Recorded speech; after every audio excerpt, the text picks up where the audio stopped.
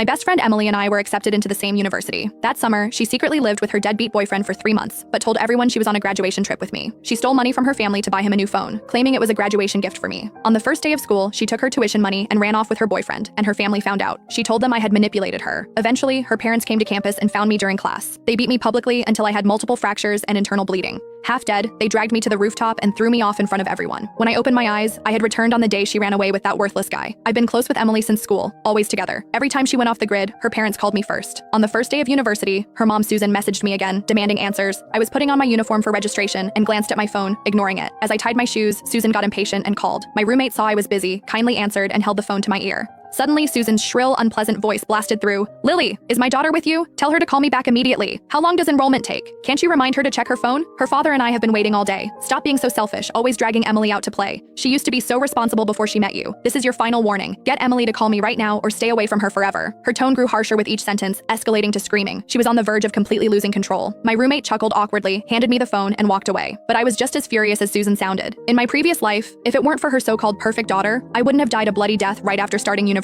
Just because I was Emily's only friend, I became the excuse to cover up her relationship with that loser Mike. Countless times I'd be in class when Susan called, demanding to know where her daughter was. I'd lie to her mother, following Emily's instructions. Until one day, Susan came to my classroom and caught me in a lie. She slapped me across the face and flipped my desk in public. From then on, I became the villain corrupting her daughter in her eyes. Later, I tried to distance myself from Emily, but we still ended up at the same university by chance. And even when I was thrown off a roof to my death, they believed they'd removed a bad influence from their daughter's life. This time, I won't let myself walk that path again. When I didn't reply, Susan grew more impatient. "Can't you hear me? Emily's right there with you, isn't she? Stop pretending, tell her to call me." I smirked and spoke to the air. "Emily, Emily, your mom's looking for you." The air, of course, didn't answer. Before Susan exploded, I slowly said, "Sorry, Emily's at the gym. The music's too loud. She can't hear you. She'll contact you when she's done." After that, I hung up with a dark expression. I turned and left the dorm for our first physical education class. After gathering on the field, the teacher started us off tough. We had to run 5 laps around the track. When he finally called stop, everyone collapsed on the ground, completely spent. I wiped the sweat from my brow when 2 familiar figures approached from across the field. Susan's shrill voice carried over. "Excuse me, I'm looking for my daughter Emily, the one with the best grades in the class." My heart sank. I didn't expect them to come so early, so I quickly got up to head to the restroom. But as I turned to leave, Susan grabbed my hair and yanked hard. "You little bitch, why are you sneaking away? Feeling guilty, huh? Tell me, where's my Emily? She hasn't seen me or her father all summer, always off with you, even bought you expensive